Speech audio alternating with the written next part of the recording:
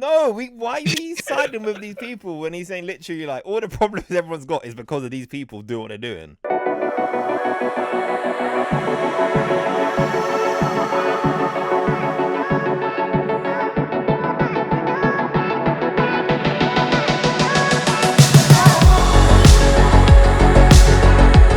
Hi everyone, and welcome to another episode of Trip Around the Multiverse,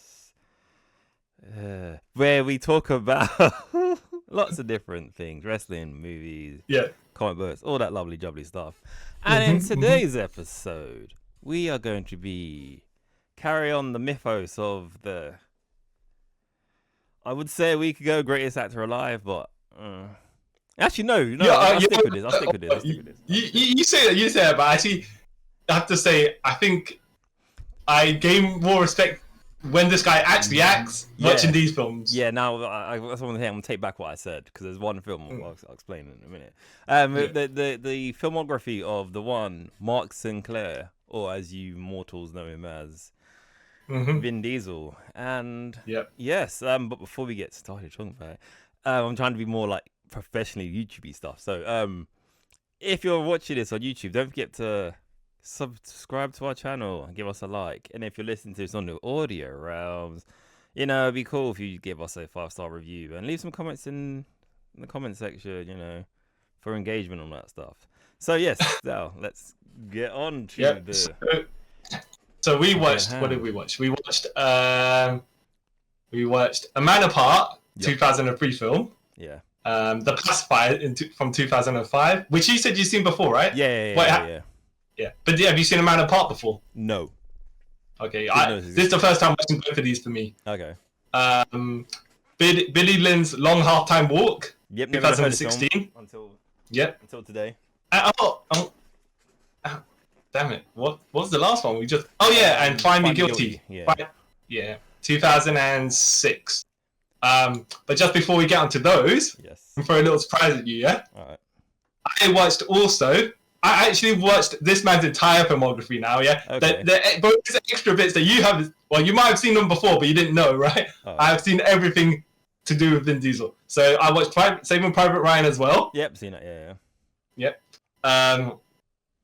New Jack City. He's in New Jack City? You seen it, yeah? Yeah, about years ago when I was like small. So there was a clip that he was in it that he's a bouncer kind of in the background when the car moves away. But I watched it anyways, right? Because how you going, if you don't cover it all, if you don't fulfill everything about this man, you might as well just watch everything for the half a second clip that they go past him, right? You gotta be a completist when it comes to him. Awakenings. I don't know if you've seen that film. It was a Robin Williams film. Okay, let me just go through Awakenings. He's like. It's uncredited, but he's like it's like in a mental ward. So he's like one of the orderlies. He just basically opens the door, closes the door. Yeah. Essentially. Looks like his Street Sharps breakdance version of Vin Diesel. Okay. Yeah. New Jack City, I watched this and I was like, this film is quite something because the Wesley Snipes' crew is racist to the Italians. Yeah. And then they come back, like he's calling them spaghetti eating whatever, right? Yeah. So then they got a box, right, to try and make peace. They like on a birthday celebration, whatever, right? And they give it to him. They're like, yeah. They're all excited for him to open it because they're like, why are we all beefing for, man? We're all gangsters. We're all, trying to make our living through drugs and stuff. Like, we should work together. Yeah. They're like all being hype and everything. And then they tell him to open a box, right? Yeah. Open a box, take out. It's like a cracker. And then when I say a cracker, I don't mean like a Christmas cracker. You know what? With a whip, yeah? Yeah. And then the Italians are all laughing at Wesley Snipes. And Wesley Snipes guys just smash their heads on tables and threaten them with guns. And they're like, yeah, that's what you get. Racism, Wow. Right. But also, if you remember something else, this is when the Italians come back to wipe out Wesley Snipes' group. Yeah. And Wesley Snipes, like, it's during a wedding or some sort of celebration or something like that. And Wesley Snipes grabs this 7-year-old girl to hold in front of him to stop the bullets while he tumbles away. And I was like, oh, that's great. I mean, if this was a comedy, I'd laugh at that. Yeah, obviously, the girl didn't get hit, right? Because that'd have been something else, right? Next level. But the fact that he just picked up this girl, tumbled backwards, like holding her like a hostage, and she's cool crying. They're like, "Oh, Wesley Snipes, you're next level."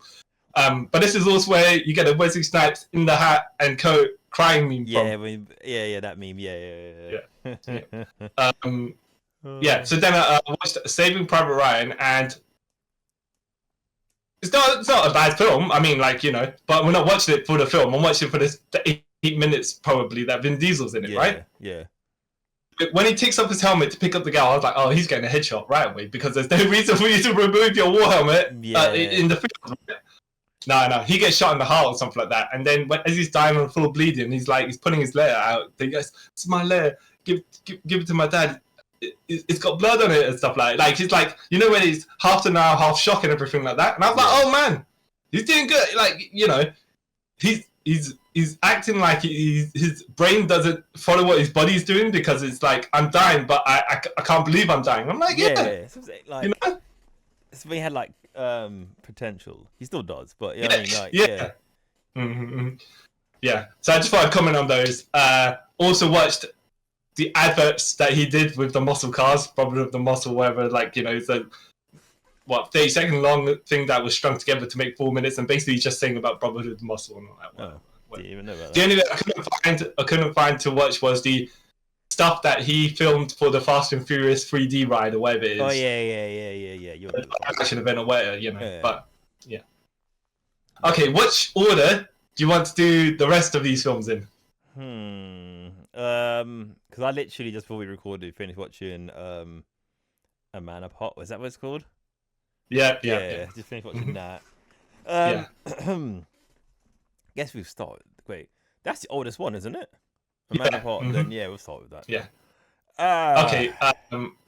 Do you want to critique Vin Diesel's performance in it and then the movie, or how do you want to do that? Do you want to do it the other way around, or? We'll go through the performance because if I'm honest, his performance wasn't actually that bad. It was like, for what it is, it's sort of like a revenge thriller, isn't it? In a way. Yeah, that's what I was going to say to you. I was going to say, like, he's not bad in it. He's done the role that was given to him, and this film is generic, so it could have been done with anyone. He was just the guy doing it, you know. Yeah. So this movie is nothing special at all, right? But yes, like, it could have been like, okay, you could have put Van Damme in this, you could have put Snipes in this, you could have put Steven Seagal in this, and it'd been all the same, you know. That's the level of generic we're dealing with here in this film, and it would have been the same. You know what I mean, so I forgot what his character's name is, but anyway, I call him Vin Diesel because that's how forgettable everything else was. Yeah, like, it's just, it's just paint by numbers, really, isn't it? Like, guy, he's there's nothing that. Gang member who becomes like a cop, him and his friends, and then they bust some big Colombian drug lord, and then he casts revenge on them, and then one of them tries to kill him, but they don't. But he gets shot, and his wife gets caught in a crossfire. So then he goes all like, "I hate the world." But this is when you can actually understand most things he says. Yeah. I would say it's not that he's not trying here. There's nothing for him to try with here. No, literally, like, so it's generic. It's, you know what it kind of reminds me of, but like less supernatural, obviously, in that. Like, you know that, because it's kind of same premise in a way. That Arnold Schwarzenegger film, what was it? End of Days, whatever it is. End of Days, with where he's called Jericho Kane. Yeah, it's kind of like Find the Devil. It's kind of ish like that, minus like the devil and that stuff, because like the same sort of thing, highly decorated cop or whatever, then his wife dies and he's like, I think this movie could have done with actually more action, action-y stuff. Have you seen Street Kings, the Keanu Reeves film? No. Okay, well, so that Street Kings is a much better version of this, and that Street Kings doesn't have that much action either. Was it Keanu Reeves beats the game? Yeah. Not Triple H, right? He beats the game with a phone book. Okay. So I'd say watch. Chris Evans is also in it, so I'd say watch Street Kings. Okay. But this film I could have done watching without. Yeah. Yeah. Like, This was in the period as well where when he wanted to act, he could act. Yeah. Or at the time here, he was actually acting. Yeah. Before he settled into just cashing in on his name, the Vin Diesel name. You know? Yeah. Because like even let me recall that when he was more driven. Yeah. About his performance, and then later on, as he became more famous, he actually got more relaxed. Yeah. This is the period when he was trying to buy a house. So he was, you know what I mean? Like, so he had to act and stuff like that. But then, obviously, he was able to buy houses. Now he just doesn't care. You know what I mean? It's like, I've really paid off my life. Just do it. I could even try, and I'll still make millions. Like, that's a. So I wouldn't recommend people necessarily watch A Man Apart because there's nothing. Because it's not even comedic or independent. Yeah. Because like the only other good, like I'll say, well-known actor who's still about in these days now is Timothy Olyphant, however you say his name. Mm-hmm. And like even his character in him, like, dude, you could do a lot better. As well. I mean, like, you could do a lot better. He was just playing a douche, but I mean, when he was in Die Hard. He played a douche. That was a better version of this douche, you know. And that's like 4 years after this film, but it was just I don't know, like. The story's really generic. Like you said, it's generic. Mm-hmm. It's weirdly tries to be a bit edgy at points, but then it tries to be like we'll get. I'll basically speak through the film. So him and his friends stop a drug lord. Then the drug lord gets in prison. Well, you think it's the drug lord, but it's actually someone else. Gets in prison, and he's arranged to kill him. Then you find out that he wakes up and says, "Oh no, my wife's dead," and then he goes all like AWOL sort of, and the police are like, "No, we'll help you because you're in the police." But then he keeps going, he pushes it too far. Then he makes a deal with some racist strip club owner. And then who leads him to someone who could tell him who Diablo is, the overall drug dealer guy. And then while they're about to make the deal, the guy slips up saying, "Oh yeah, I killed this cop's wife. I tried to kill this cop and his wife." And then Vin Diesel clocks as the guy who shot it at his house and that stuff.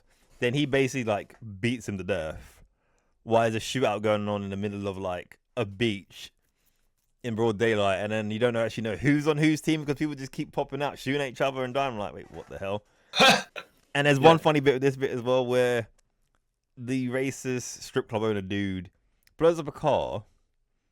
And I don't know if they know how the logic of explosions work, because there's people who's like nowhere near it falling down from the explosion like that.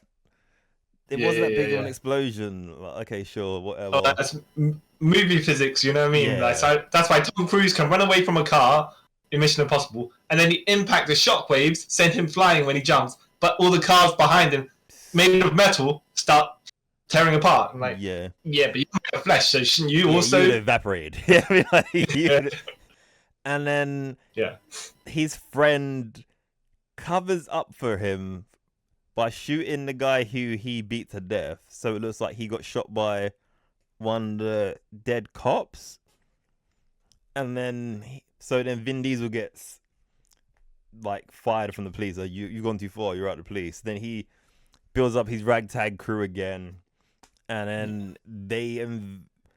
they find out who Diablo is, and they have a mini shootout or some crap like that. And then Diablo gets away, and then it's like a couple of months later where Vin Diesel sort of cleaned himself up because he kind of had like a beard and like stubble hair, but then when he goes to wherever this South American country is to find Diablo, he's clean shaven again, and he's like, "Oh, it's gonna be a shootout," and he's like, "No, if I wanted you dead, you'll be dead." And then he gets out handcuffs, puts them on the table, and then he says something, and then all the uncover police arrest the guy. So like, "Oh, so you was about killing all these people before, and now you're about arresting people again?" All right, sure. And that's how it ends. I mean, it's not great. Generic.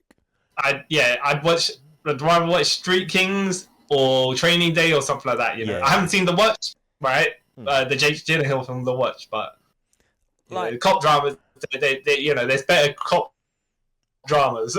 Like, it's like, are you a drama or your action movie? Because which one you got to choose a direction here? Yeah, because I feel like if the end ended where it was in that factory and stuff, and he was shooting and he killed them then, that ending makes more sense than I remember one thing, my friend's daughter said that she didn't want to see her daddy die.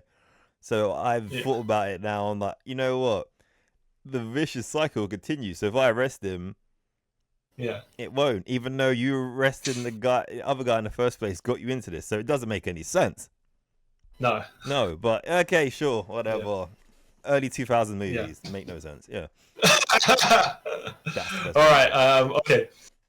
On to the Pacifier. Now, this is where your boy is trying to test his comedic chops. I don't know if he was like, "Oh, The Rock can do the Tooth Fairy. I can do the Pacifier." Wait, but Vin Diesel, you can't do that. You can't. What came out? No, I don't know. I'm just saying on top of it. But yeah, it's just like, no. I don't want to say Vin Diesel, you got to stay in lane, because as you can see from the rest of his film, he does stay in his lane, right? Yeah. He can't. He's not comedy, and he's not PG-13, so you know. Oh wow, the Tooth Fairy came out 10 years later. Wait, because this came out. Oh jeez. Pacifier came out 2005, right? Yeah. Yeah, so this came out 5 years later. Okay, cool. Oh, okay. 2010. Yeah, I got nothing to say about this. Well, it's Vin Diesel. Yeah. Kind of diluted to fit in this category. Yeah. Like, this is... I just want to say, I can't imagine any time, if you tell me Vin Diesel now, and then you're like, yeah, but he gets outsmarted by kids like going to elementary school, you know, year sevens and high school kids. I'm like, nah, Vin Diesel won't allow that stuff. Like, it's one of these sort of things, like, these sort of films, you've got to kind of allow for that kind of things, because it obviously came to kids. Like, show you kids that you can be smarter than adults. You're like, Yeah.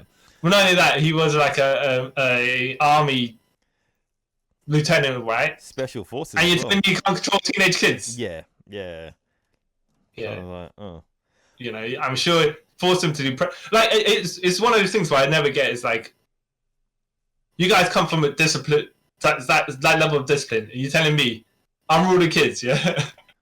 Like, even normal parents, average day, whatever, right? They can control their kids. You guys come from somewhere else that's even more higher tier level of authority, and you're telling me you can't just be like, you know, I'm not saying friend your kids or raise your hands to your kids, or whatever. Like, but you got, you know, now you got to control. Now you're saying that. I swear the kids, their dad was a part of the army as well. So shouldn't he have disciplined these? No, I mean, like, they should have some authority. Yeah. They should have some respect, right? They should have some. As you say, it's a kids' movie. It's not that. You're not supposed to think of that logical level, and it's like I haven't seen it. I haven't seen it for so long, right? But you know, when you watch these Disney films, like The Little Mermaid, they point out, right? Yeah. And when you're a kid, you're like, oh yeah, Ariel just wants to go out and have, you know, fun. And then when you're older, when you become like, you know, an adult, you're like, actually, Poseidon, he was right. Yeah. He was like, looking after his daughter. She was just being a bit, you know, just being clouded by other things. You know? You're like, oh, that's a bit. And there's more things when you think about, like, Little Mermaid, more wrong with it. Like, oh, she gives up her voice for a man. That's a bit. You know what I mean? Like, the dangers of society. You know? Yeah, like, there's such a lot of questionable things in this film. But by the way, it's random, but there's this on the poster of Little Mermaid. Yeah. There's a something in gold. Yeah. You know about it. All right. Okay. All right. And there's something else in Lion King as well when there's a bit where the sky clouds, right? Yeah. Ooh. The stars. Cheeky. Okay. All right. Yes, this film, The Pacifier, and I was like, so Vin Diesel end up hooking up with the headmistress. Yeah. But it made sense here because she came from the army before as well. So I was like, okay, this one makes it. There's not like Vin Diesel just rocking up there in his white t-shirt and then she's like falling all over. No, there's a progression from beginning to end. At least it was like, and then you get the high school coach, who's like a bully to the boy, yeah, right.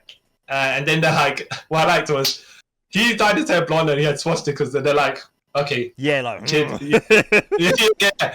But then he ran off. He snuck out the house later on, and they think, and Vin Diesel following because he's thinking he's going to go to the what's it called, the KKK, whatever it is, you know. And then he finds out the guy's auditioning, like doing drama, and they're doing the Sound of Music. I'm like, oh yeah, that was a good one. That was a good one. I didn't get that. I didn't. And then Vin Diesel's like the kids obviously like, oh, you know, I don't want to do high school wrestling. I want to do this, blah blah blah. Yeah. You're gonna tell me to give it up? No, Vin Diesel's like, no, I'll support you. You do it, man. You do it. Yes. And so when the kid faces up to his coach, says, I don't even want to do this wrestling thing. I want to dance. And the teacher's always like, you know how it is, right? Yeah. Just being a big man buddy because that's how he is, yeah? Yeah. Man. And Vin Diesel's like, oh, so you want to, so you think you're a man, right?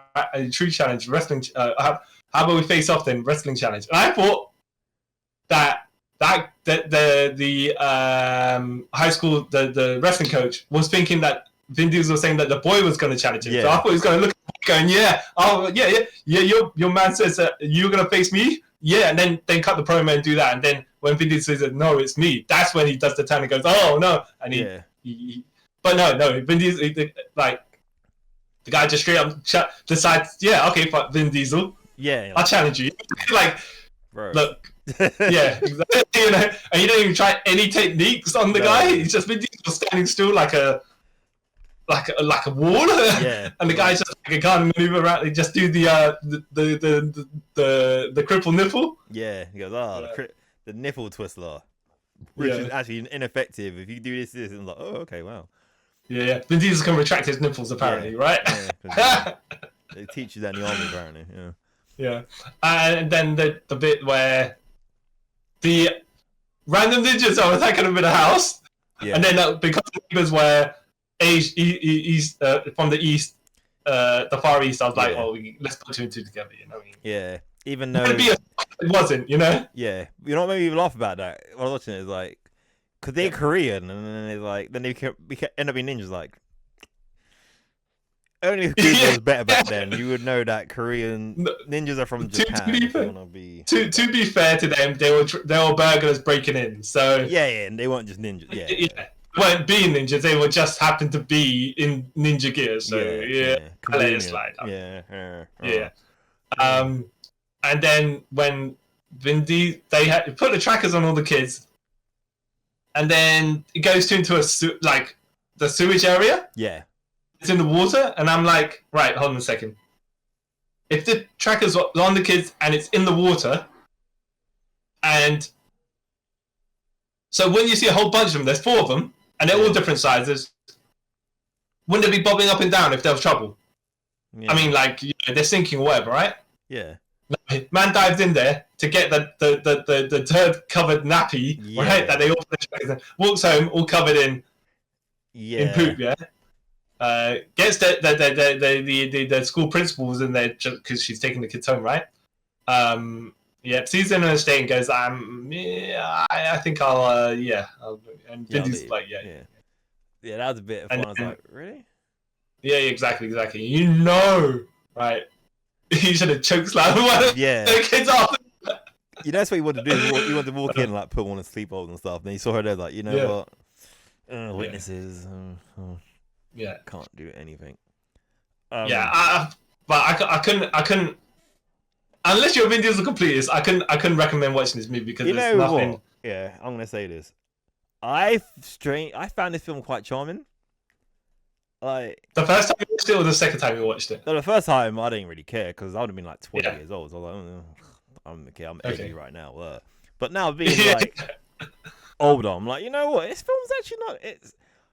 I guess it's a good family film. Like, okay, yeah. Like, but isn't it like a Man Apart? Isn't it typical of these films, like the Pacifier as well, of that time period? You have this generic story that's the same thing as well. You know, it's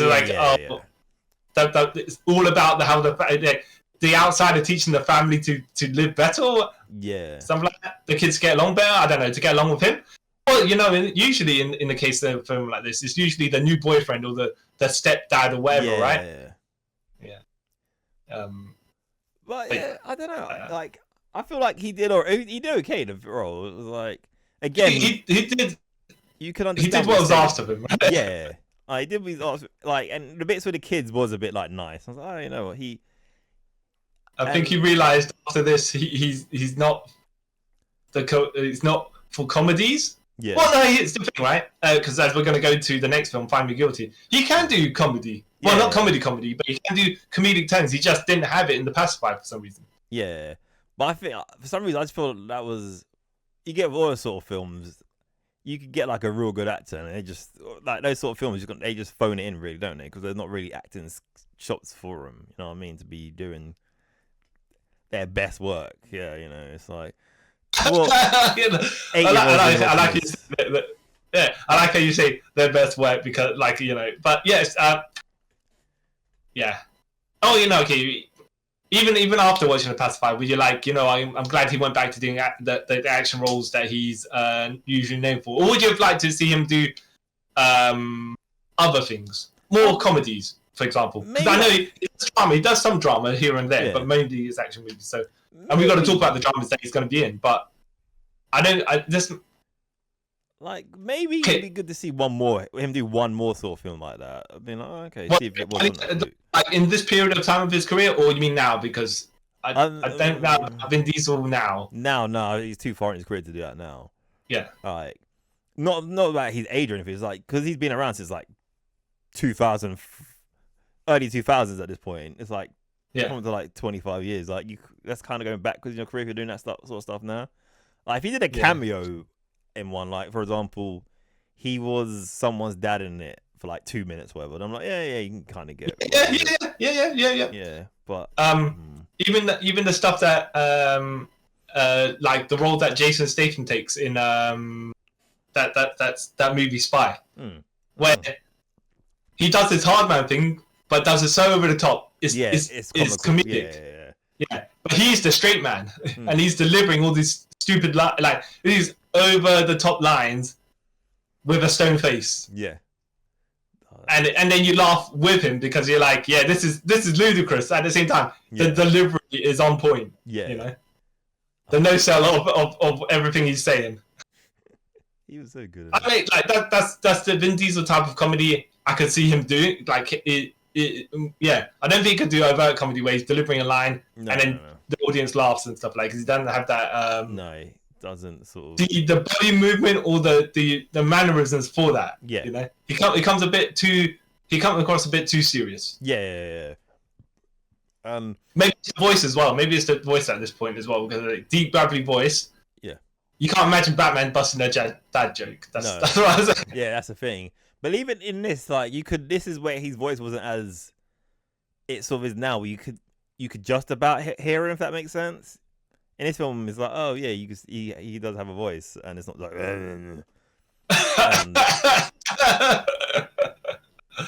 Oh yeah. All right. But I did, yeah. I enjoyed it, and it had Brittany Snow in it. Oh, bless her. Like. Besides that, yeah. But one thing I'll say about this film was like, oh, okay. The dad actually died. I was like, oh, they're gonna. Oh, yeah. I was like, okay. I don't remember seeing, like, when I watched the original, I don't remember that. For some reason, I always thought, oh, the dad got kidnapped or something and he appears back at the end. No, he died. Yeah, because that's what you'd expect in a film like this. You don't expect people to die or anything like that. I mean, you know, people, like, yeah. They're gone. I was going to say, even if something happens and it like there's an explosion, and the person's in the shed or wherever it was, right? Later on, like you say in the film, he's walking out of the shed with his arm like, oh, kids, I'm all right. At the end, he was alive all along, you know?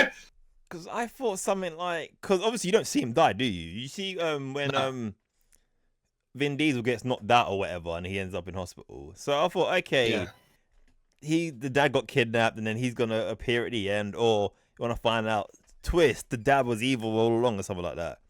No, I literally went to the last minute, like, he's not coming back, is he? Oh, he is dead. Ooh, this is... Ooh. Yeah. I don't think I'll be watching The Pacifier again anytime soon, but I wouldn't be watching A Man Apart anytime soon anyway. I find me guilty, right? I enjoyed his performance in it. I'm not going to watch this film anytime soon. Well, no, if you were like to me, okay, give me a film where Vin Diesel actually acts, yeah? Yeah. This will be in one of my choices, you know? Yeah, it would, but this film, Okay. I don't know, like his acting, yeah, it was good. Like, I think it's a combination of he's got hair, what a wig, yeah. Yeah. He's not in shape at all, and fat suit, but it's not. Yeah, well, however you want to put it, right? Whether he actually did gain the weight, yeah, how dedicated he was, and his suits are ill-fitting as well. Yeah. So it doesn't, only from the head, from the forehead to the chin, does he look like Vin Diesel? Yeah. And he's playing a gangster, but the way that they're playing the gangsters is like, oh, they're just they're just boys being boys. Guys, Yeah, you know? yeah. It's like, no, this is a serious thing. And in the beginning of the movie, he's in his bed, and he gets shot at by his cousin. Yeah. And he's like, why you do this to me? Why do this to me more? And yeah, and then the rest of the film is like him defending himself on a trial against all the FBI evidence, whatever. And then he ends up representing the rest of his mob as well, with their lawyers and stuff like that. Yeah. Where, yeah, he's presenting to the jury as well. It's like, yeah, okay. And sometimes he does jokes and stuff like that, but sometimes they miss, which is as part of the character, right? Which, like, you know. And sometimes he speaks out of turn and gets the judge tells him, you know, buck up, right? Yeah. And stuff like that. Like, yeah, Vin Diesel's like, he knows he's the main character, right? Yeah, he does. Yeah. Like, there's other people above him in the tier of authority. Yeah. So he kind of sells in this role, you know. He knows where he stands, and he knows he's the top of the chain there, but not in the courts of America. Yeah. You know. Yeah. I thought it was a neat film actually. I mean, it's comedy, but it's not actually that much of a comedy. Yeah. Like, and it's not like over the top comedy. It's more like a little some verbal sometimes. Yeah. Yeah. And he puts on an accent here, you know. So yeah, the Italian, the New York Italian accent, like, get out of here. Yeah. I'm like, all right. If I didn't know it was Vin Diesel, I'd be like, it's enough of a change where it's like, you know what? Yeah. Not that he done a Clark Kent Superman on me where I couldn't tell it was Vin Diesel, but it's just like, you know what? He's different from normal Vin Diesel. Yeah. You know, in a standout way. That you're like, you look at everything else he's done, and you look at this, and this is the one thing that you're like, okay, that is a non-Vin Diesel character for sure. Yeah. That he's playing. Right. The film, and like I said, he was good at acting in the film. Like, the film itself, like, it's the film itself, yeah. One thing I don't like about the film is it glorifies bad people. Yeah. Now, not to justify it, but the way that they have to play it for the movie's sake. Yeah. It's like, oh yeah, we're just like shysters, we're just jokesters, we ain't doing something real bad. Yeah. I know. Still, if you have not read it yet, but Batman White Knight, where the Joker is just a prankster, he's never killed anybody. Yeah. Like, wait, the Joker kills everyone, so it doesn't fly. You know, there's. I want to say there's logic to it in that certain perspective, but at the same time, it's just like, well, you've got to make the Joker not a maniac, and then you've got to make Batman a complete dick, just to justify balance it out. But that's what you're saying, similar to this, where it's just like, Vin Diesel's playing a character who's supposed to be the good guy, but he's not really the good guy. He's not, because there's a bit of like... but the cops have got something against the gangsters. Yeah, there you. Okay, all right, because there's a bit where the defense attorney, the guy who's trying to get him arrested, that lawyer, when he broke down, was like, no, they're not good people, and it's like all the reasons why they're not good people. Is like, no, why are you siding with these people when he's saying literally like all the problems everyone's got is because of these people do what they're doing. But we put that back on you. Yeah. So the Fast and Furious franchise, right? These guys are thieves. Yeah, I know they're thieves. And we're supposed to be like raising our fists for them, you know? Well, not in the first one. The first one's like, they're just bad guys. This TV and DVD combo package. Yeah, but in the first film, they're not good guys. Oh yeah. Okay. Oh, sorry. Yeah. I misunderstood what you meant there. Yeah. It's not till even the second one there is a shade of grey where like we're only good because I've been arrested and I'm a fugitive, so I need to like kind of clear my name in a way. It's not till like Fast Furious 6 when you think about it, they're actually good guys. Yeah. Because they're so their reputation is so expansive that the Mr. Nobody, the high spy organizations are like, these guys. Yeah. And then it's only after that when because like up to 6, where they sort of like, we're only helping you guys so we can kind of clear our name. It's like little things to do. Wait, clearing what names exactly? Because you guys are the thieves. Thieves. What do you mean clear your name? It's not until like 7 where they're like, oh, we're actually saving the world now. You know what I mean? Like, we're not doing anything. It's a gradual change. Yeah, and you're like, oh, okay, now you took 7. Technically speaking, you're right. Because in number 5, The Rock is after them, and they're not bad guys. They're bad guys, but there's worse bad guys. Yeah, that's how they do the transition, I think. Yeah, which when you think about it now, that's quite clever for the films that they are. And that's no insult, because I love those films, but you know what I mean. It's quite clever for like a blockbuster movie. Like, oh, okay, there's actually some substance here somewhere. Oh, okay, cool. All right. Well, I mean, we said about Riddick before, where he starts ambiguous, and they just turn him into a good guy, which that kind of defangs him. Yeah. Like, I would have rather him stay in the middle of what's good for Riddick may not necessarily be good for everyone else. Yeah. Rather than, hey, I'm Riddick and I'm the king of this planet or whatever. I don't know. Yeah. Like my dad would say, the king of the Serengeti, right? Yeah. This is, but yes, and like a lot of the stuff in that film is hilarious. Like when he gets beaten up by the guards, and they're like, "Who did this to you, Jackie?" He's like, "I fell over." I'm like, even the guy's like, "Really?" Like, yeah, like okay, if you say so, because falling over gets you broken ribs and a broken nose and all this. All right, but sure, all right, yeah, you fell over, all right. And like some of the logic that like gangsters have, like when he got shot and the daughter called the police, and then he was like, "You shouldn't call the police." Like, but you got shot and you're dying. You need an ambulance, you know what I mean? I know what you say about handle this in house, but even that guy, when Vin Diesel, like that the guy who shot him, it's on trial. Yeah. And Vin Diesel's the prosecutor on it. Actually, you know what's funny is also you're saying, right? Every time he needs to prosecute someone, right? He doesn't do lawyer terms. He just starts doing gangster. Yeah. Like gangster, and then the judge is like, "No, you can't do that. You can't do that." Oh, he's just gonna need long. You can't accuse them like you would be if you were their mob boss, right? Yeah. And they just bow down and break down and say, "It was me" or whatever it is. You can't threaten them like that. Oh. And it was just funny how he would just talk around and it was just going some long like tangent about something, and then they kind of bring him in and like, bro, bring it in, like you talk for like 2 hours, you haven't got to your point yet, and you're like, I stop cross-examining him here, you know what I mean? Okay. Yeah. And there was that one where was it a cop saying about how these people are gangsters, right? And then like, how do you know? Because like, oh, they were speaking Italian in the restaurant. It's like, yeah, but how do you know they were speaking Italian? Can you speak Italian? Do you know Italian? They could have been Puerto Ricans or whatever, right? You don't know. You don't know the language, do you, sir?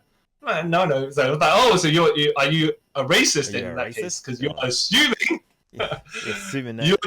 You're saying that all those people speak the same and sound the same, even though you can't distinguish between them. Nope. Yeah, and he goes, if it walks like a duck, and it quacks like a duck, it is a duck. And then Vin Diesel, I think he said something else, but like, I ain't buying this. Judge, don't buy this. No. But it was. When I watch it again, I don't know. It was an alright film. It's like you said, it's like a different role for him. So it's like, oh, okay. Exactly. If you're saying to me, give me something from Vin Diesel's filmography that make me think different of him as an actor. Yeah. Actually, between this and Boiler Room. Yeah. This for acting, but Boiler Room also because he's like he's like, I'm the man, except that it's a facade sort of thing. Yeah. But I don't know. I feel like if this film came out later on, like say if this film came out in 2016, I think he may have played it better. Yeah. I could see that. I could see that. Yeah. All right. What did you think about Billy Lynn's Long Halftime Walk? This film, right? I had no idea what this film was about going in, and I started watching I watched about good 10-15 minutes into it. I was going to text you like, "Is he? You sure he's in this film?" Because even though it comes up like with in the credits, in like the opening, it says with Vin Diesel, like, it's like in 20 minutes. Where is this dude? And then when he gets this view, it's like, oh, okay. And I see. Once I saw it was an Ang Lee film, I was like, I know what kind of film I'm in for. You know, it's going to be a drama because that's how Ang Lee does stuff. Even when I haven't seen Brokeback Man, but it's meant to be really good, right? Yeah. But even when he's done the Hulk or stuff like that, you know. Yeah. Even that's not super. It's more of a drama. So I was like, you know, I'm sitting down, I'm gonna watch, and then make up like, you know, have a look back at it afterwards and see, because I'm like, you know, when you move for action film or whatever, right? Yeah. You know what to expect. I'm okay. Character drama, I know what I'm expecting. Yeah. And personally, I thought Vin Diesel did really good here. Yes, like, right? I was literally because like I was gonna say like this is like I would say even though he's in this film for like a grand total of like 6 minutes probably. Yeah. No, it seems like more than that, but you're probably you're probably about right. Like 3-hour film and he's only here for 6 minutes. Yeah, I was like, you know what? This is I'll say like this is like probably his best like action role if I'm honest, because like I will also agree with that, and we might have differing opinions of why, but you go first and then I'll. Because I cared about his character and I can see why he meant so lot to the people in the film. Like, oh wow, like. He kind of starts off like as a hard-ass sergeant. Yeah. And then when you get to see bits more of him, like, oh, okay. And then like, oh no, this is a really like nice dude and everything. And he cared for like the people under his command. And I was like, oh. Yeah. I will say that he never, when he first had his appearance, right? He never came off like a super hard or anything. Like it's like the uncle that is cool with you, but he understands. You know, sometimes look. Right, this is where we are. You got to man up. Man up. You know, not in a sexist way. Just be like, look, you got to take your responsibilities. So if you don't, you've got to get the appropriate punishment. You know, but it's not like I'm going to dish it out. Yeah. For no reason, you know. Yeah. We got to grow and evolve as people.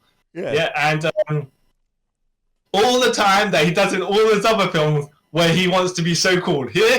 He just comes in and he is cool. Yeah. You know, without he don't do anything that much, but he's just there, like superstar charisma, just walking. I'm like, what? What? Yeah, literally. You're like, oh, this guy. He's just. Yeah. He just oozes of like cool. I'm not trying to be cool. I'm just naturally cool, rather than like. I'm like, what? Where's this guy? These films? Yeah. I was like, oh wow. When he's like to the guys, like when he's like, "I love you, man," to soldiers, you know, before they're going out to the field and stuff like that. And I'm like, but I believe it. I believe it. You know? I believe that he believes in them. You know what I mean? He wasn't like that weird force, like or like. Family. He's just like, you are family. Yeah, not like that super masculine stuff. Like, we're gonna go in there and break some head. So like, we're gonna go in there. Be careful. Remember, there's civilians. Blah blah. Yeah. I love you and all that stuff. And I'm like, oh man, this is a nice thing. But like you say, the beginning of the film when he's not there, you're like something happens to him. Yeah. Like clearly something happens to him, right? Yeah. So when they're scouting the area and he gets shot, and they have to drag him to safety. Yeah. And then he gets separated from the rest of the crew with Billy Lynn. Yeah. Him and Billy Lynn and the rest of the crew. And then, like, so Billy Lynn pulls him to the side and gets ambushed in a tunnel by I want to say the Taliban, but, you know. Yeah. And then Billy Lynn's... Like, then it cuts to present time for some reason to do the story. And then he cuts back where Billy Lynn's, like, shanking the guy on the ground. Yeah. And then he goes back to Vin Diesel. Like, it goes back to the sergeant. Is he sergeant, lieutenant, or whatever, right? He goes back to Vin Diesel, right? Yeah. And you're like, he's gonna at least get him somewhere, right? No, he comes back to Vin Diesel. Vin Diesel's like eyes just Yeah. staring in the sky, and he's already bled out. I'm like, oh, Yeah. you know, Oh. It's not a super dramatic way to go, but actually, it's quite realistic. Yeah. You know, and you would have thought, by the way, with all the super soldier stuff that Dominic Toretto was capable of absorbing, this is not a way that this guy would go. But no, he went out like a normal man. I'm like, yeah. Oh wow, he's human. Yeah. But then when they get around to the end of the movie, where he's having a flashback, where they're going back to their army camp or whatever after all the halftime celebrations and stuff like that, and he gets in the car, he sees the vision of Vin Diesel, and Vin Diesel's like, yeah, man, I love you, man. Yeah. And then he's like, yeah, he's like to the vision of Vin Diesel, I love you too. And then all the soldiers there, like, I love you too. Like, you know, they all say it back and like, yeah, you know what?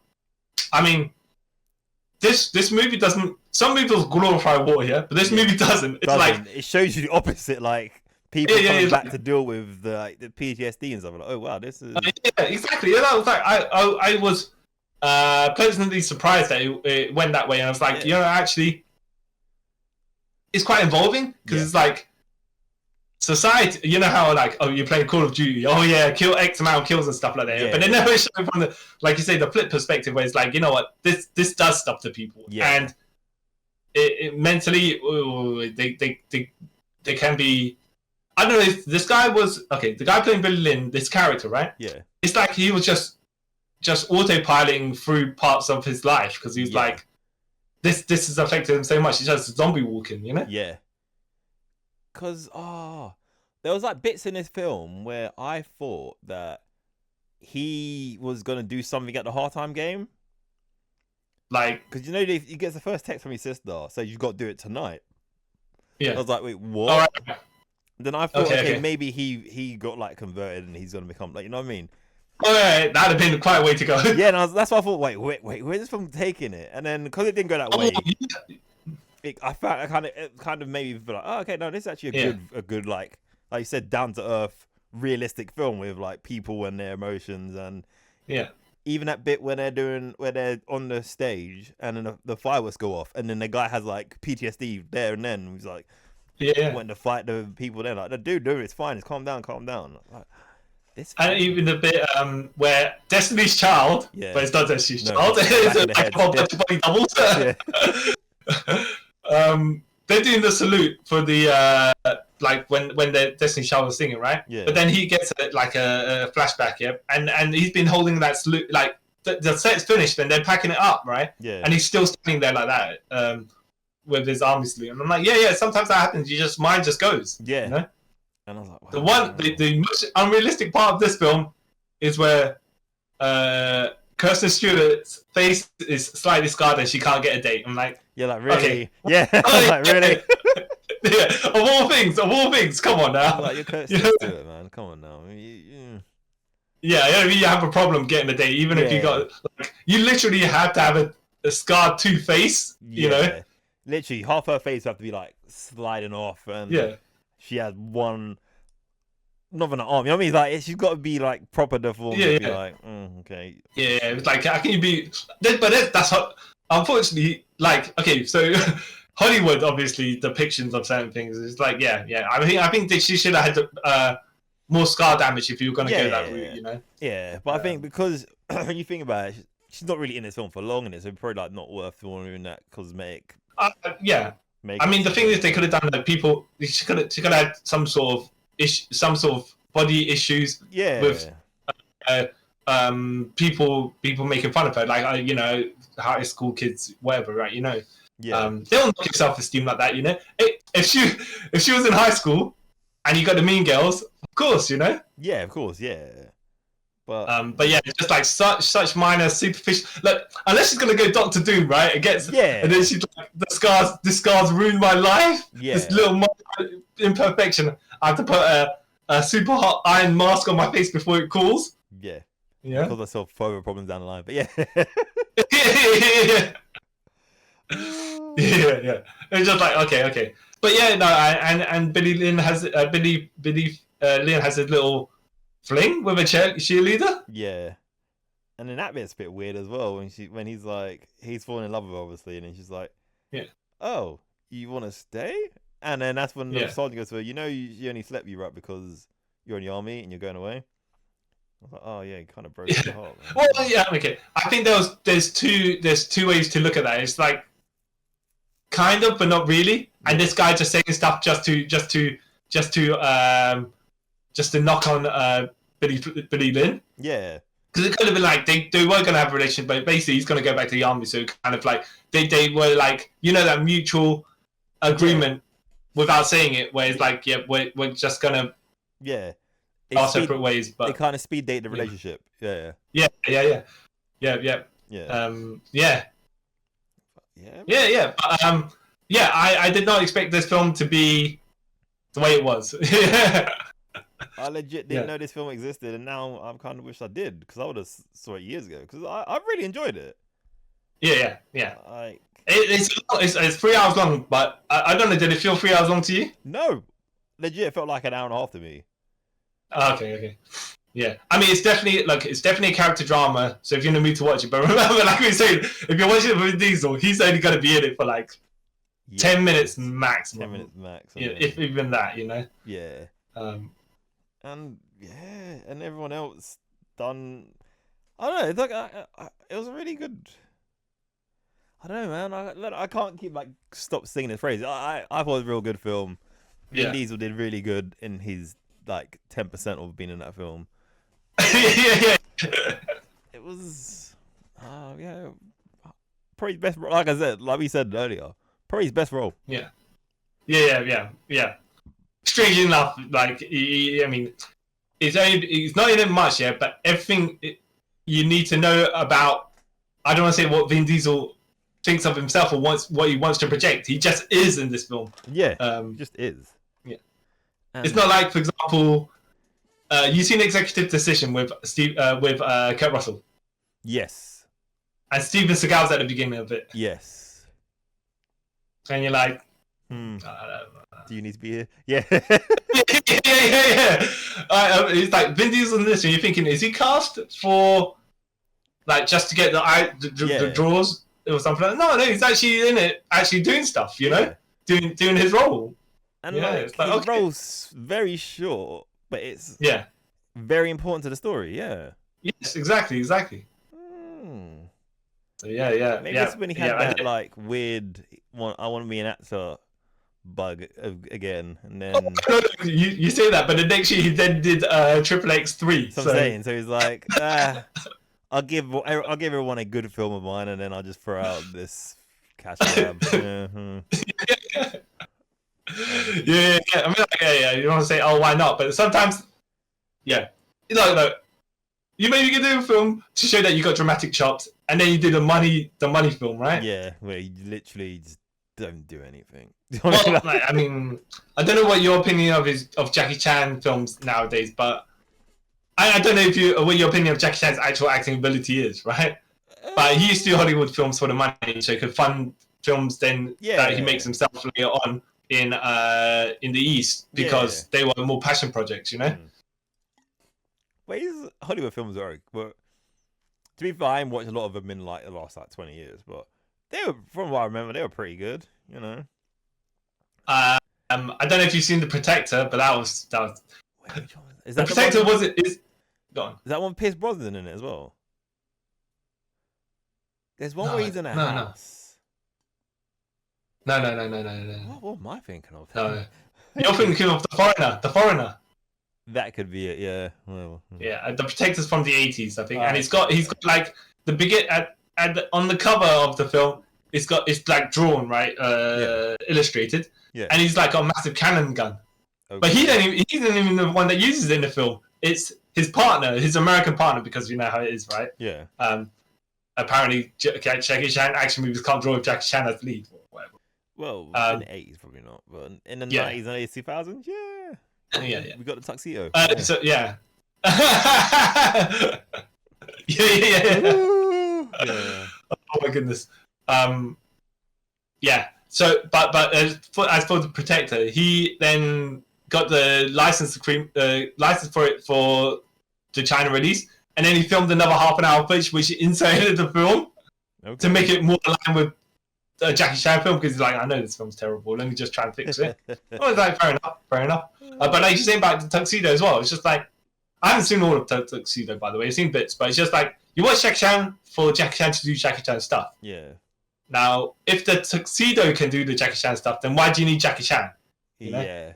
Yeah. And him doing it in the Tuxedo is fine when it's him doing it, but then anyone else that gets in the Tuxedo then also does it, so it's just like, well, it's generic. It's nothing. Point. Yeah. It's not like the guy who...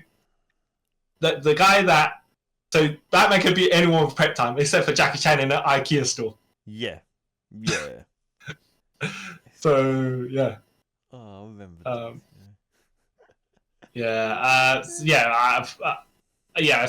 So, yeah. Actually, what do you think of Jackie Chan's actual acting ability? Because he has done drama before. And he went to school, I believe, as well. That's where he learned. Yeah. Like, I will go off him in The Karate Kid, and I think he was really, I have not seen that. I have not seen that. He's good in it. They cut the I did see the cut fight that they did at the end where Jackie Chan's fighting the other master. Yeah. Okay. But after the tournament, just after the tournament, then the boy gets I think the guy's had enough of Jackie Chan, tries to fight it, tries to slap Jaden Smith, and then which people nowadays for some reason probably would have cheered or whatever, right? Yeah. And then Jackie Chan goes and stops the guy, and then they have a little tussle, and then the reason they cut that was basically it shows up what the kids can do, because the kids aren't clearly as capable of these guys. So it's like it doesn't fit in the film in where it was. Makes sense. You're saying also, by the way, speaking of people that are known for action but really act much more, well, have acting stuff that we haven't watched, right? Yeah. What do you think of Jet Li's acting ability?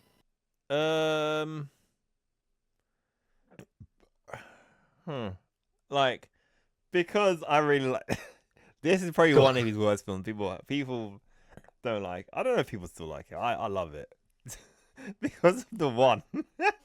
All right. The one. Okay. The one. That's one of my favorite films. It's just hilarious. No, at least he has variations. Even though you have to say the multiverse is only 125 universes, but whatever, right? At least then he dresses different. He acts slightly differently between each of the ones. Yeah. Like, I think his acting skills are the best. Just because at the end when he gets put on the bad Jet Li. What's his name in that film again? Anyway. U-Law. Escape Law and U-Law. Yeah.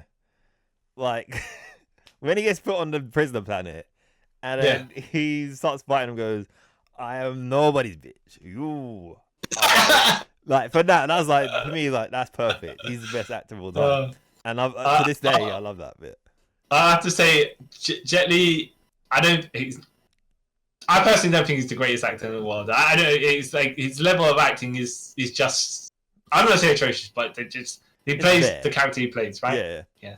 It's nothing. You're hiring this guy for his action choreograph ability, action martial arts ability, not choreograph because he doesn't do the choreography, but that sort of capability. Yeah. Not acting him to. You're not hiring him for his acting. However, there is a movie. I think it's called Ocean Heaven. Okay. Where he does not do any martial arts in it whatsoever. Yeah. He's a single father. Okay. He's dying of cancer or something like that, right? Okay. And he has to teach his son, who has Down syndrome, how to live the rest of his life. Okay. Without him. So he's actually meant to be really tear-jerking and stuff like that. It's basically at the end of the film when his son actually is taught the thing that he's capable of doing. Like Jelly's character hugs the son, like they have a really good bonding moment. It's Oh, wow. I've seen it, but I don't know. It's not that I don't want to see it. I'm like, if I watch it and then I start like crying those tears like Kenshiro, I'm like, okay. Like, don't want to do that. No. Well, but also, it's like that sort of drama stuff is not necessarily what I'm interested in. So it's there for me. It's on my radar, but I'll get to it when I get to it. Yeah, it's not on top of the list. Yeah. Only for the acting ability, though. That's what I'm saying. Okay, I didn't even know that existed. Okay. Yeah. I send you the wiki later afterwards. But yeah. Actually, no. Let me just double check the title, because if someone else, if other people just decide to look at it, and then I give them a completely wrong thing, just completely the wrong title, and they search for completely. Yeah. Yeah. Anyone else that surprised you with their actual acting ability in something that you're like, oh yeah, that's. There was someone. I was gonna say that's different. Sammo Hong for a joke, but there's quite a few, and some have made it into big time Hollywood actors, which I'm confused by, and some haven't. And I think you might know who I'm talking about when I said that, but there's probably a few. Yeah, it's called. By the way, it's Ocean Heaven, and it's in 2010. Okay. Yeah. Oh, same year Tooth Fairy came out. Don't know why that's relevant. It's autism, not Down syndrome. Sorry, but he had something. Something. It's close. Okay. Like who there was, like Terry Crews. He's one. Like when he first started acting, I was like, oh, this guy, he's just muscle, and then he's actually become over the years a really, really good actor. Like, well, I've always seen him in I've always seen him in comedies though. That's the thing. So I know he's got the timing and everything. That I've never. The only time I've seen him in a more straight role is when he's in The Expendables. But I've never seen him in a drama. Like he was in that show Everybody Hates Chris, where he wasn't meant to be funny. It was like everything around like the situation. It was sort of situational sort of comedy, and like he pulled off being like a good.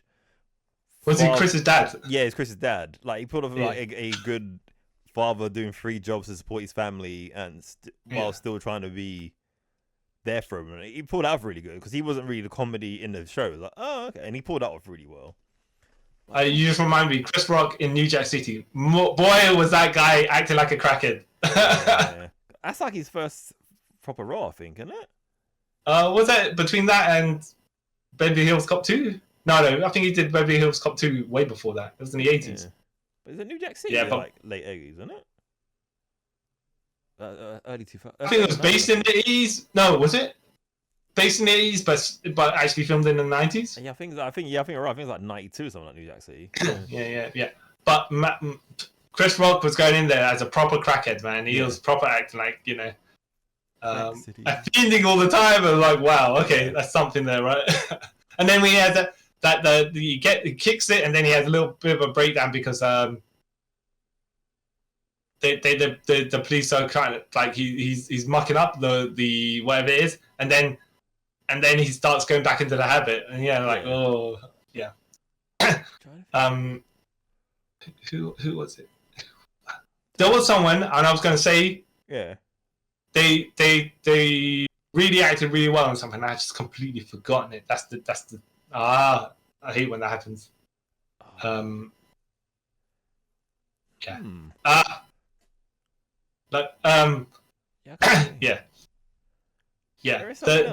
really can't think. It's quite well, I mean, it's like it's hard to think off the top of your head. Like had we known we were going to go this way because of Vin Diesel, we would have been more prepared for this. But I think some as much like Keanu Reeves, right? Yeah. Sometimes I think he's underrated in how subtle his characters are different. Yeah. But you can't say that Keanu Reeves does the best acting in the world. Yeah, that's the thing. Yeah. It really depends. Yeah. It really depends. Oh, it's gonna annoy me. He's probably gonna come to me at one point. It's gonna. Exactly. Yeah. As soon as we close up.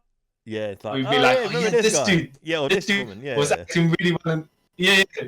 Exactly. But it gets you when you can't. It really does. But I'll tell you who I can't wait to see become an actor. Mr. Roman Reigns. I think he'll be a good actor. Well, you would say that for Goldberg as well, but he didn't. Oh, that's it. I got it. Thanks for going in that direction. Yeah. But first, why do you say it about Roman Reigns? I don't know, because I just literally saw him on my television. I was like, oh yeah, he'll be a good actor because he's gonna be in a film. I don't know, because how he pulled off the tribal chief character. I'm like, yeah, I think. I think he might have potential that he could go to try. Yeah. Right. He'll get the roles that Jason Momoa turns down, probably, right? Yeah. Or The Rock. Yeah. It's like, oh, we got Jason Momoa at home, and it's Roman Reigns, right? Yeah, but I would have thought as well. Bill Goldberg tried to do films, and you would have thought this guy, he looks like an action hero. Why don't you know? But he couldn't. You think for some reason it didn't pan out for him? So because he was a terrible promo, you know. Okay. Yeah. But yeah, this is the guy. Like as you brought about Goldberg, Van Damme, right? Yeah. Van Damme. I don't know if you've seen the film JCVD. No, I wanted to, but I never got around seeing it. Yeah. So obviously Van Damme known for his actual action films, his splits, and his booty, right? Apparently, his booty so tight that Kylie Minogue went a piece of it during Street Fighter. Several times. Yeah. Right. And Van Damme knows his booty himself because I'm sure you see Double Impact and he was wearing yoga tights. Yeah. Well, no, it wasn't yoga tights, it was ballet. Yeah. Tights, whatever it is, but yeah. Anyways, JCVD, he actually acts in it, you know? Yeah, because I heard that's like his one of his best roles because like you said, he actually acts. Yeah, right. So and I was surprised because I don't think Van Damme's an actual actor. But no. But it's different for someone like Wesley Snipes who's always capable of doing stuff. Yes. You know?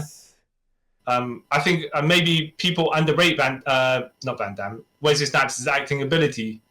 But when you look through his catalogue, he's quite varied. Yeah, he's had quite like varied roles. Yeah, so I would say he's pretty decent. No, I'm pretty decent. He's pretty good. Like, yeah. Take away Blade, like he's pretty. Well, I'll say Blade 3 because he doesn't really do anything in Blade 3. But like besides that, like you mean because of his his standing all the time, right? Yeah. And did you hear that? Apparently there was a whole like nearly 20-year beef between him and Ryan Reynolds. Yeah, it wasn't real. Yeah, so he said that's what he. Yeah. Well, Anyway. Yeah. But I don't know how much of that is. It became like they're playing it up, and at the same time, it's not like, for example, if Matt Damon and Ben Affleck were having pretend beef because you're like, they're really good friends, yeah. But I don't know how friendly Ryan Reynolds and Wesley Snipes are to have a pretend beef like that. Because I think they may have like disliked each other for a couple of years, and then like, let's lean into it. Yeah. Oh, okay. Maybe he's just as good as acting in real life as he is on screen. Then, Wesley Snipes, you know. But there's another person who, along those lines. Well, no, okay. Like if you're gonna go the Vin Diesel route, Stallone started really good, and then he just became Stallone for a little bit. But now I think he's trying to find more dramatic roles because in his mid-70s, you can't rely on the beefy roles because he's not. You're not an action hero. Yeah, same with Arnie, really. Then I was like, same with Arnie, sort of now, isn't it? He's like, I'll lean into being a. I don't know about that guy's acting ability from the offset. I will say I'm surprised at Terminator because he toned. See, Terminator kind of shows that he can act, even though you're going to say he acts like a robot, right? Yeah. But the rest of the time, he doesn't act like that. No. So he knows when to. Yeah, no, I'll agree with you on that. He knows when to be robot and when not to be. Yeah. And the robots is no, but even by the time it hit Terminator 3, he was. Yeah. Like from Terminator 3 onwards, he was just like Arnold, but less Arnold. Yeah. Because he did that one series film, Maggie. That's pretty good. Is it Maggie or Margaret? Yeah. Where he's yeah. That's a good film. I haven't seen it, but that's when his daughter is a zombie, right? Yeah, she's turned into a zombie. Or turned into a zombie, yeah. Yeah. But it's not like the zombies we know. It's a weird. The world they set up is kind of weird, but it makes sense. Like, oh, okay. Okay. Well, maybe I gotta check that one out at some point. Check it out.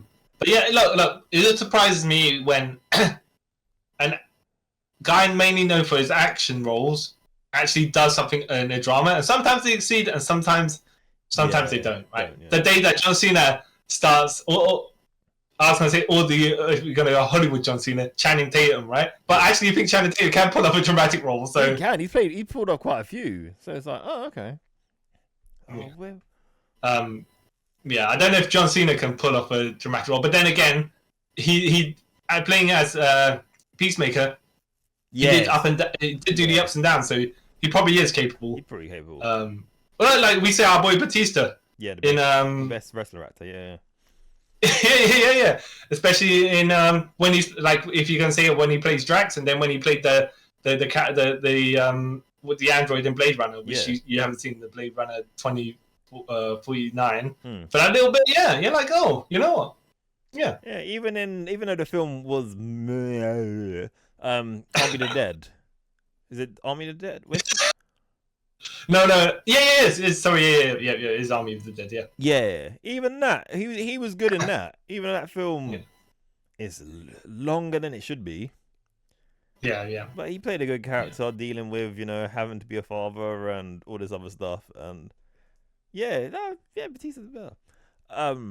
It's like The Rock. Sorry. Go on.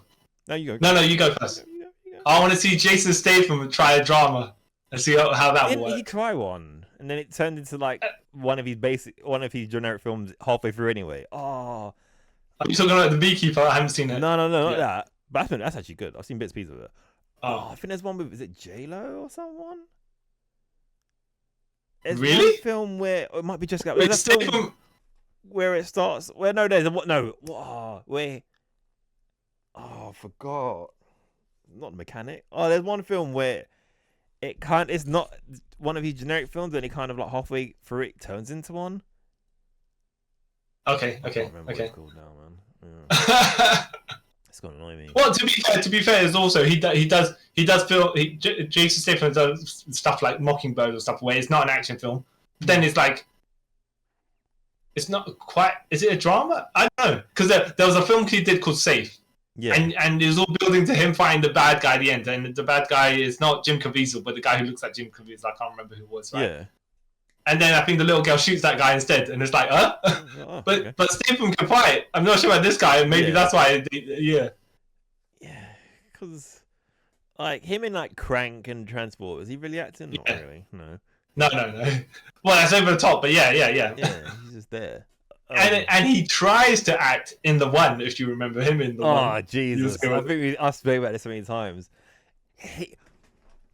Why does his character have to be American? Why? Yeah. It's the future. No one cares. Why did he have to put an American accent on? Why can't he just growl? Why is he pretending out just growl? It's fine. Just talk with your British accent. No one cares. Yeah. It's the future. No one cares. Like the director who gave him that like choice, like your character's American, so we can talk this. No, just like, dude, it's not working. Just speak normal. No one cares. Yeah, exactly. No one expects that much of you, Jason Statham. No, it's not like your character is central. The key part of his character is being American. You know what I mean? Like, he's a made-up character. Doesn't care. Don't care. He's actually been in a surprising amount of films with Jet Li. Yeah. Jason Statham. So. Unleashed is one of them. Is it Unleashed? No. War? War / Rock, because depending on what part of the world you are in. Yeah. I'm thinking Danny. And then the Expendables as well. Yeah. Danny the dog. That's Unleashed. Yeah. Oh, Danny the dog. Yeah. Surprised you know the original title of Unleashed. I don't know why I know it. I was in the cinema. Yeah. Like, oh, this is a thing. Oh, jeez. Bob Hoskins in that. What? Is it Morgan Freeman in it as well? Or am I swear Morgan Freeman's in it as well. Morgan Freeman. I swear he's in it as well. Yeah. Oh, Jesus Christ. This film. Yeah.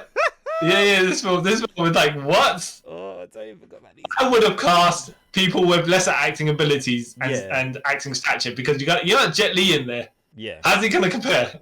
So it's like, hey, let's get two slightly old, famous people that are just here for plot devices, really. Like, but they've got raw acting ability. That's the thing. Yeah. You need the knockoff versions of those two guys. See, I bet you what it was, Bob Hoskins and Morgan Freeman went to holiday to Scotland. I was like, yeah. For this, I guess, Never seen Edinburgh. Yeah. Oh, and speaking of Morgan Freeman, have you seen Morgan Freeman's first acting role? No. So he played. I haven't seen it. It's a Christopher Reeve movie called Street Smart, where Christopher Reeves is a journalist, and Morgan Freeman is a pimp. Okay. And they asked the casting director, where did you find that pimp from? Because they legit thought he was a pimp because he was so good. Huh. See, I picture Morgan Freeman as the kindly old yeah. You know what I mean? That's why I ever picture him. Like my whole life, he's looked that same, well, not the same way, but he's always been old. Yeah. Like, I can't picture him as anything else. Okay. Yeah, but I think he pimp slaps Christopher Reeve across the face and threatens him and stuff like that. So you're like, okay. Oh wow. Okay. Yeah. Let's see how this goes. Ooh. But now we're gonna put it all the way back to our boy for the wrap up. Yeah. Vinny. Oh. Yeah. Mark. Yeah, so how would you rate these films as far as... How do you rate these films as far as his acting goes in it, and then we'll rate these films as far as your entertainment value? Alright, acting-wise, obviously it's Billy Lynn's Long Half-Time Walk. Yeah. Even though I didn't really enjoy the film, Find Me Guilty. Yeah. Pacifier. Yeah. And then Man Apart. Yeah, you know what? If I'd roughly be the same, maybe I'll put the Pacifier and Man Apart on the same level, but yeah. You know. Yeah. All right, and then as actual pieces of things, you know, I want to say entertaining because Billy Lynn's Long Half-Time Walk is not actually entertaining, you know, but it's something to watch because it's kind of gripping. Yeah. But as far as watching value you got from it? Yeah. Oh, then like still be same. Well, for me, then it would be Billy Lynn's Long Half-Time Walk because again, that is actually a really good film. Pacifier because I actually enjoyed watching it. It. Yeah. Then it'd probably be Find Me Guilty. Right. And then last, obviously, Man Apart. Yeah. I definitely have, if we just think, like, as far as... Look, Pacifier is actually much more entertaining than A Man Apart, so definitely that is above that. Yeah. Find Me Guilty... I don't know which, like, I would watch again. I'm trying to work it out in the way. A Man Apart, I don't need to see that again. But maybe a Pacifier out of the curiosity of Vin Diesel in a kid's film, and let me see how out of place he is. Yeah. Or then Find Me Guilty because I want to see him actually try to do something different. Like you say, though, Billy Lynn's Long Half-Time Walk is still above those. Because the other thing about Find Me Guilty, what I find hilarious, because you know we said it before, because Vin Diesel was like racially ambiguous. You don't know what he is like. But I know he's not Italian. You know what I'm saying? I was like, yeah. What's funny is when you see Vin Diesel's hair, he's got an afro. Yeah. So it's like, wait, his real head is not. Is not. Yeah. So I was like, yeah. The fact is, when they put him on the posters as well, you probably wouldn't realize that. Oh, you'd have to do a second glance to realize that it's Vin Diesel because he looks so different. It's you know, like how they can't make you appear different in certain ways. Like, you know, when Heath Ledger's got the Joker face, I know his face is covered up, and all that, but he doesn't act like Heath Ledger at all in any of what. And Heath Ledger's a really good actor. Yeah. In all the stuff he does, so that was a standout there. And if you didn't know it was him, you'd be thinking, "Who's this guy? Yeah. Who's playing the Joker?" This dude, but it wasn't him. Yeah. That was the one thing I was like, "Oh, okay." And a bit going back quickly, like when he's standing there with his like belly out, I'm like, "What is this?" Yeah, but that's Christian Bale levels of dedication right there. You know? I just was just like they're trying to prove a point here, right? Like he became a method actor for this, maybe I don't know. Yeah. Yeah, like just didn't. It was just a weird. Like I my personal reason why I already said why I don't like it because it's glorifying evil people, really. Yeah, and because it's based on true story as well. You're like, it kind of run me one way. They're like, oh, you're just basing it. Yeah, that's different. Something like, you've seen the Joker. I haven't seen Joker film, but even that is kind of like mental health, but kind of, if we're crazy, we go kill people. No. Hold on a second. Yeah. So I was like, but you wouldn't say because it's based on anything. It's not based on anything real, specifically, that it doesn't pull you in that direction that you dislike it. Yeah. Okay. Yeah. Okay. But all right, that makes I suppose because it's not like some things in your mind you'd be like, because it's not based on a true story, you can separate the reality from the yeah. And even in Hollywood films where they quote unquote based on true stories and but people do shady things in real life. So. Yeah. But it's just soon as like if it didn't have that bit at the end where it told you like about the guy who's really about and he was I mean like okay, it was alright. But then soon that was like, wow, so a guy who's probably murdered lots of people had something to do with lots of people being murdered or people losing their jobs and blah blah blah. Yeah.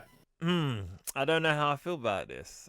Funny enough as well, you point that out, right? Yeah. And then we go into something like Deadpool, right? Where he murders a bunch of people, where you're like, nah, it's funny, It's not real, you know what I mean? Like, like at the end of it, if it said like, Wade Wilson is still about in real life, blah, blah, blah. I'm like, wait, what? No, I can't.